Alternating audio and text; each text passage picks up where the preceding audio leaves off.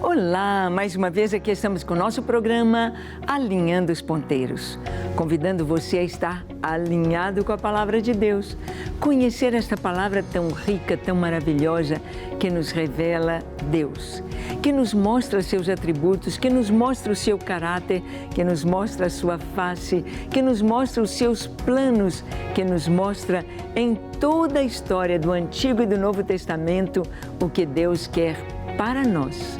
Por que Ele nos fez, para que Ele nos fez e quais são os seus planos para o nosso viver aqui. Bem, temos visto um pouquinho de Deus e Jesus, queremos vê-lo hoje como a porta das ovelhas. É isso mesmo, Jesus é a porta das ovelhas. O que isso significa? Que a porta é esta e que portas nós temos no Antigo Testamento e o que temos no Novo Testamento. Vamos ver Jesus aqui? Deixe o seu coração aberto para o Espírito Santo lhe falar. O programa Alinhando os Ponteiros já começou.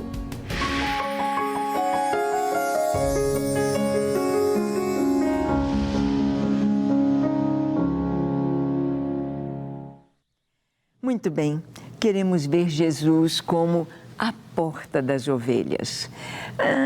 O que significa isto? Uma porta mesmo? Nós sabemos que as ovelhas eram colocadas no aprisco, e o aprisco mais simples que nós temos ali nas montanhas, nos vales, pelos desertos da Judeia, por onde as ovelhas pastam, onde temos também os cabritos, eram apenas uma muretinha de pedra com uma entrada aberta. As ovelhas entravam ali, as ovelhas ficavam ali naquele aprisco e a porta era o próprio pastor. Isso mesmo, o pastor de ovelhas se deitava, dormia ali naquele vão. Ele era a porta, ele era a porta. Quem iria entrar, quem iria passar para dentro do aprisco, teria de passar pelo pastor. Vamos ver o que a palavra de Deus nos diz aqui no Antigo Testamento, no Novo Testamento, sobre porta. Portas, vamos ver? Deus se revelava à porta da tenda da congregação. Que tenda da congregação era esta? Era uma tenda que Moisés armava todos os dias. Todos os dias pela manhã, Moisés passava por todo aquele arraial. Ele morava bem no meio do arraial, ao lado de onde estava aquele tabernáculo do Senhor. Os levitas todos moravam ou armavam suas tendas em volta do tabernáculo. 3 tribos ao norte, 3 ao sul, 3 a leste, 3 a oeste. Os levitas estavam ali no meio, estavam ali no centro. Moisés era levita. E todos os dias ele saía da sua tenda. Ele ia levando uma tenda para armar, bem longe do arraial. E todos ficavam prestando atenção. Longe, ele junto com Josué armavam aquela tenda. E ali Deus falava com Moisés. A nuvem do Senhor, da presença de Deus, quando Moisés entrava na tenda, aquela nuvem se colocava à porta da tenda. E Deus falava com Moisés face a face. E aqui diz que Deus se revelava muitas vezes ali junto àquela porta. Em Deuteronômio capítulo 31, versículo 15, nós lemos: Então o Senhor apareceu ali na coluna de nuvem, a qual se deteve sobre a porta da tenda. A presença de Deus. Aquela coluna de nuvem era a presença de Deus. À noite ela se tornava uma coluna de fogo, era a presença de Deus. E aquela coluna de nuvem se deslocava e se colocava à porta daquela tenda, para que o povo soubesse que Deus se movia entre eles, que Deus falava com eles. Deus não era a nuvem, mas Deus se manifestava naquela nuvem. Nós vamos ver que na Bíblia nos mostra que alianças e juízos eram feitos à porta das cidades. As cidades eram muradas e tinham suas portas, geralmente uma porta. Jerusalém tinha várias portas, as portas que davam saída para várias estradas, por onde o povo haveria de ir, para o caminho de Emaús, para o caminho do deserto, do Mar Morto, o caminho de Jericó, para a Galileia, indo para passar pela estrada junto ao mar, passando por Samaria. Então, as estradas e as portas. E as alianças, quando queriam fazer aliança, quando havia um julgamento, um juízo, eram feitos à porta das cidades. Olha aqui, em Ruth, capítulo 4, versículo 11, nós lemos no casamento de Ruth e Boaz. Todo o povo que estava na porta e os anciãos disseram: somos testemunhas. O Senhor faça a esta mulher que entra na tua casa, como a Raquel e como a Lia, que ambas edificaram a casa de Israel. E tu, Boaz, ate valorosamente em Efrata e faze-te nome afamado em Belém. Ah, que coisa linda! Todo o povo que foi convidado para o casamento ali estava. E os seus desejos, os seus votos de felicidades para o casal Boaz e Ruth era este: que vocês sejam felizes, que sua descendência possua a porta dos seus inimigos. Ou seja, os casamentos eram realizados junto à porta. Os julgamentos, quando iam apedrejar alguém, era a porta da cidade. Quando recebiam visitas importantes, a porta da cidade. A porta.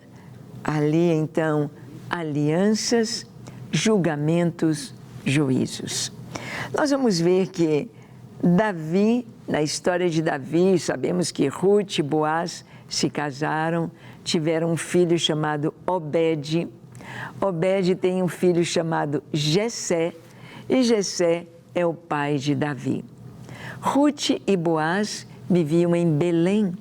Davi nasceu em Belém e o Filho de Deus, Jesus, também vai nascer em Belém. E Davi desejou beber água que estava junto à porta de Belém. Davi cresceu em Belém, brincou, teve seus amigos, adolescentes, jovens, tinham as brincadeiras do seu tempo, o trabalho como pastor, e junto à porta da sua cidade tinha um poço. Uma água geladinha, uma água que Davi se lembrava dela, e Davi teve desejo de beber daquela água. Vamos ver o que a palavra nos diz? Olha, em 2 Samuel 23, verso 15. Suspirou Davi e disse: quem me dera beber água do poço que está junto à porta de Belém. É muito interessante percebermos que havia água, um poço junto à porta. Jesus, ele vai se proclamar como a porta das ovelhas. E como a porta das ovelhas, como a porta, sempre junto de Jesus haverá água. Haverá água. Aquela água fresquinha, aquela água geladinha, aquela água que Davi suspirou. Ai, que vontade de tomar aquela água. Ele estava longe, ele estava no deserto, ele estava com seus guerreiros, com seus soldados, e ele teve aquele desejo, e os seus soldados, 3, foram até Belém. Na época, Belém estava tomada pelos filisteus, e eles foram até Belém e pegaram a água, arriscando a própria vida, mas trouxeram para Davi. Junto à porta de Belém tem água. Jesus é a porta das ovelhas. Jesus é a porta pela qual entramos para a vida eterna. Tem água junto à porta. A água do Espírito Santo, a água do Senhor. Nós vamos ver que houve a reedificação da cidade de Jerusalém, dos muros de Jerusalém e das suas 12 portas. Jerusalém tinha 12 portas. E uma das portas se chamava a Porta das Ovelhas. Olha o que diz Neemias capítulo 3, versículo 1. Então se dispôs Eliasibe, o sumo sacerdote, com os sacerdotes seus irmãos, e reedificaram a Porta das Ovelhas. Consagraram-na e assentaram-lhe as portas, e continuaram a reconstrução até a Torre do Sem e a Torre de Ananel. Eliasibe era o sumo sacerdote. Ele e os outros sacerdotes foram reedificar a Porta das Ovelhas. Não é interessante que o sumo sacerdote e os sacerdotes vão escolher exatamente uma porta que se chama a Porta das Ovelhas?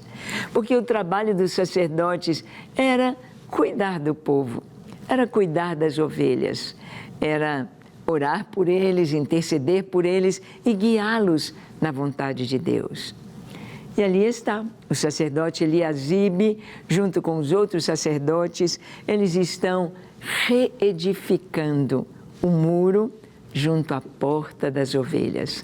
Aquela porta que ficava ali bem junto do templo, aquela porta por onde passavam as ovelhas. Para que ovelhas? Para que entrarem ovelhas dentro de Jerusalém? As ovelhas que iam para o sacrifício. Muitos que traziam as ovelhas eram comerciantes, sim, mas eram também pessoas do povo, trazendo as suas ovelhas para oferecer como sacrifício pelo pecado, como um sacrifício de gratidão, uma oferta ao Senhor. Então tinha aquela porta própria. Nas 12 portas tinha a porta do monturo, que era a porta do lixo, tinha a porta dos leões, tinha a porta das águas, mas tinha a porta das ovelhas. Jesus vai se revelar como a porta das ovelhas. A porta das ovelhas também em Jerusalém, a cidade santa, a cidade escolhida pelo Senhor, a cidade do grande rei, a cidade onde Jesus seria oferecido como sacrifício a Deus, como ovelha, como cordeiro de Deus, do lado de fora dos seus muros, no Monte Calvário. Nós vemos aqui também que não só Eliasibe e os sacerdotes reconstruíram e assentaram aquela porta, mas no capítulo 3, verso 32 de Neemias, está escrito: entre o eirado da esquina e a Porta das Ovelhas, repararam os ourives e os mercadores. Ai, ai, ai, aqui está falando uma coisa que nos lembra o que Jesus fez e falou ali no templo de Jerusalém. Quando Jesus chega no templo, João coloca como um fato logo no início do seu ministério. Os outros escritores dos evangelhos colocam mais no final do seu ministério. Mas o importante é que Jesus, ele fez algo ali no templo. Quando ele viu o templo virando comércio. Ourives trabalha com ouro e com as moedas e com dinheiro. Então, junto à Porta das Ovelhas, ali repararam os sacerdotes. E também diz que os ourives e os também mercadores.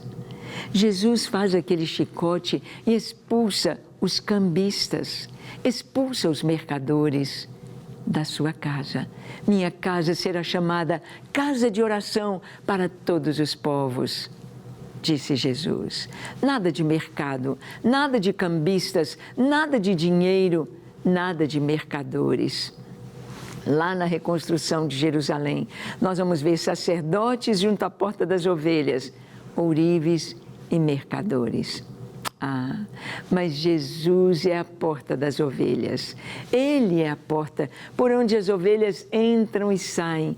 Ele é a porta e ele vai ser o Cordeiro de Deus.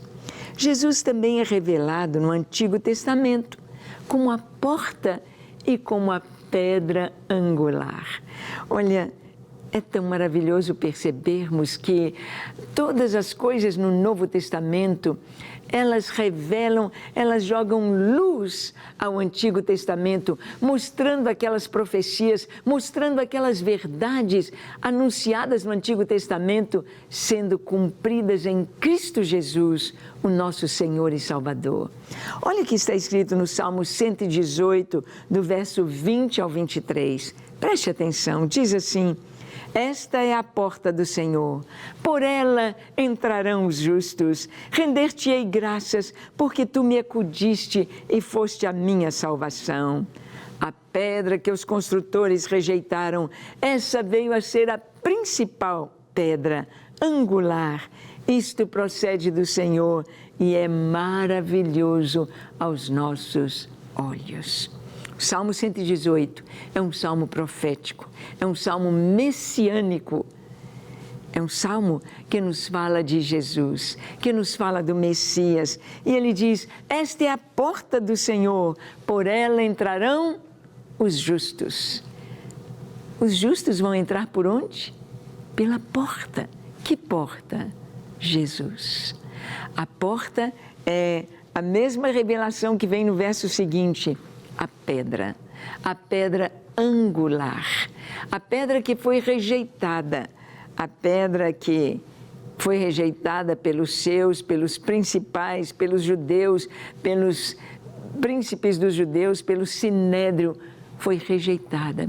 Ele foi condenado, mas ela veio a ser a principal pedra angular. E o texto diz que isto é maravilhoso. Se cumpriu completamente esta palavra. Jesus como a porta. É interessante que a porta, ela separa dois ambientes, dentro e fora. Apenas um passo é necessário para estar do lado de dentro. Mas neste passo, você atravessa os umbrais desta porta. Não importa a largura dela, não importa o tamanho dela, mas você precisa de sair do lado de fora para estar no lado de dentro. Eu me lembro que quando estivemos ali na Bielorrússia, na cidade de Brest, nós fomos visitar a cidade antiga. A cidade antiga era murada, a muralha é muito larga, muita história, a história de quando os alemães invadiram a Bielorrússia, e eles iam contando e tudo ali mostrando o sofrimento da guerra. E quando nós fomos atravessar aquela porta daquela muralha, era tão grande, era tão espaçosa, era tão larga, mas do lado de fora, você estaria fora da cidade. Atravessava-se aquela porta, debaixo daquele grande vão, daquela muralha tão espessa, tão grossa, feita toda de tijolos. Você estava dentro. A porta, o corinho das crianças pequenas cantando: a porta é uma só, porém dois lados há, dentro e fora, você onde está? A porta é uma só, porém dois lados há, eu já estou dentro, e você onde está? Assim a gente cantava quando era criança. E a porta aqui, que o Salmo 118 nos fala, é Jesus. A mesma pedra que foi rejeitada é a porta. Se não entrar, não está do lado de dentro. Mas para estar do lado de dentro, no reino de Deus, é preciso entrar por esta porta. É preciso atravessar, é preciso dar este passo. Você já deu este passo na sua vida? Você já atravessou esta porta maravilhosa, a porta da salvação? Esta porta que tem um nome, Jesus. Essa porta que nos traz segurança do lado de dentro, que nos traz salvação e vida eterna. Quando nós entramos por esta porta, nós temos a certeza, a segurança, nós nos sentimos bem, nós sentimos envolvidos pela paz. Nós sentimos que estamos agora no reino da luz, no reino do Filho de Deus. E isto é maravilhoso. tem de passar pela porta. Não tem jeito de ser salvo sem passar por esta porta. E quando você atravessa essa porta, você chega em um caminho estreito, mas um caminho que conduz à salvação. Olha, Jesus foi revelado no Antigo Testamento e ali nós temos a promessa do Messias como rei. Como rei. Miqueias capítulo 2, do verso 12 ao 13, nós vamos ver o Senhor congregando o restante de Israel. Olha o que ele diz. Certamente te ajuntarei todo, ó Jacó, certamente congregarei o restante de Israel, pô-los-ei todos juntos, como ovelhas no aprisco, como rebanho no meio do seu pasto. Farão grande ruído por causa da multidão dos homens. Subirá diante deles o que abre caminho. Eles romperão, entrarão pela porta e sairão por ela. E o seu rei irá diante deles. Sim, o Senhor à sua frente. Olha que coisa tão linda. Você vê isso tudo aqui se cumprindo em Jesus. Jesus de Nazaré, tudo se cumprindo nele. Preste atenção neste texto de Miqueias. Certamente te ajuntarei. O Senhor está dizendo aqui, depois da dispersão, Ele haveria de ajuntar o seu povo. Congregarei o restante de Israel. Tem gente de todo lado, do Peru, da Rússia, da Alemanha, do Brasil, da Argentina, da Austrália, de todo lugar do mundo, retornando a Israel. Ajuntarei o seu restante, pô-los-ei todos juntos como ovelhas no aprisco. Lá estão os israelitas, ou dentro de Israel. Israelense é diferente de israelita. Israelitas são da nação de Israel. E aqui ele diz que, como ovelhas no aprisco, e subirá o Senhor como rei diante deles. Aqui Jesus, ele diz que ele é o bom pastor, mas ele também é rei. E ele vai subir adiante deles. É o Antigo Testamento falando do Senhor. Jesus fala da porta estreita. Olha o que ele diz em Mateus 7, 13 e 14.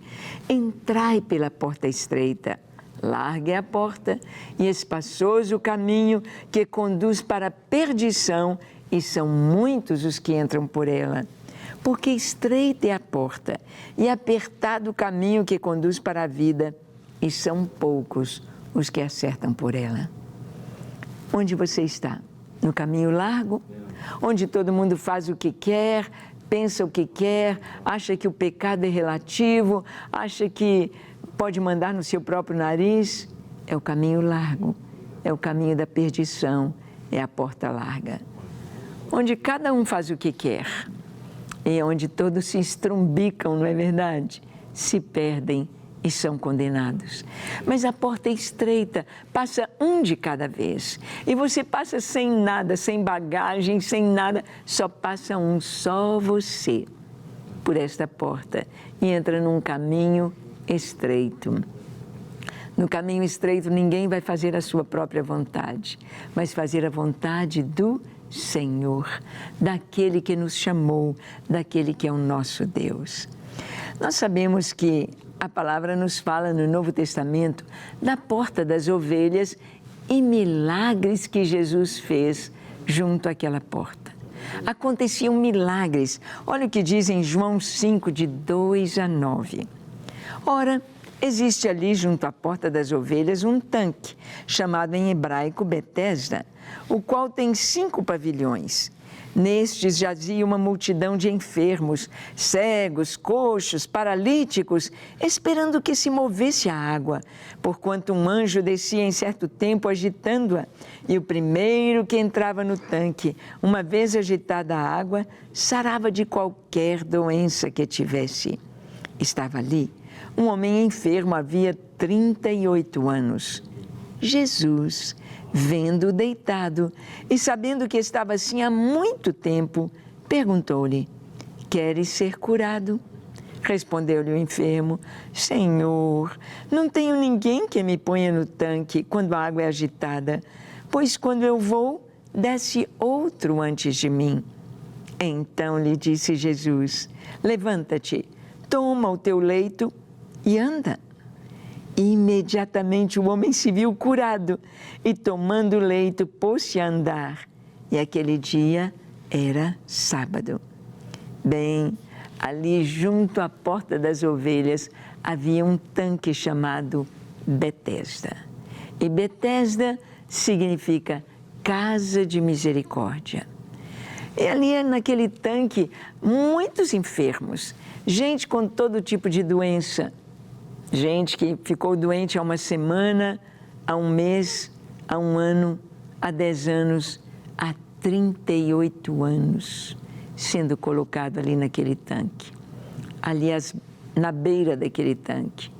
E quando o anjo agitava aquelas águas, o primeiro que entrasse, não eram os 10, não eram os 20, era o primeiro. O primeiro que entrasse seria curado. E nós vamos ver que aquele homem ali há 38 anos estava ali quando Jesus vem e pergunta: você quer ser curado? Ele: não tem ninguém que me põe lá. E Jesus o curou. Junto à porta das ovelhas tem cura. Junto de Jesus tem água. Junto de Jesus tem rocha eterna. Junto de Jesus tem milagres. Jesus é o bom pastor que entra pela porta. João 10, 1 e 2 diz: em verdade vos digo, o que não entra pela porta no aprisco das ovelhas, mas sobe por outra parte, esse é ladrão e salteador.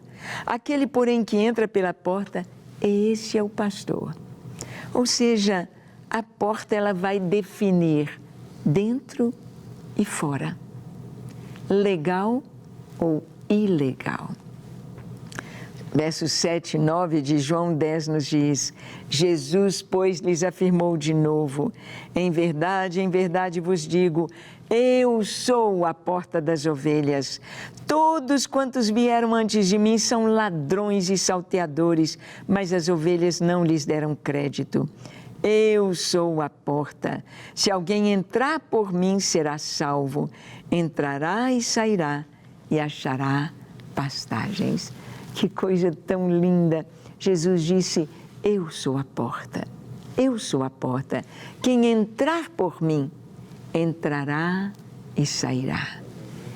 Isto significa que Jesus traz liberdade para nós. O inimigo, a pessoa entra e não tem como sair.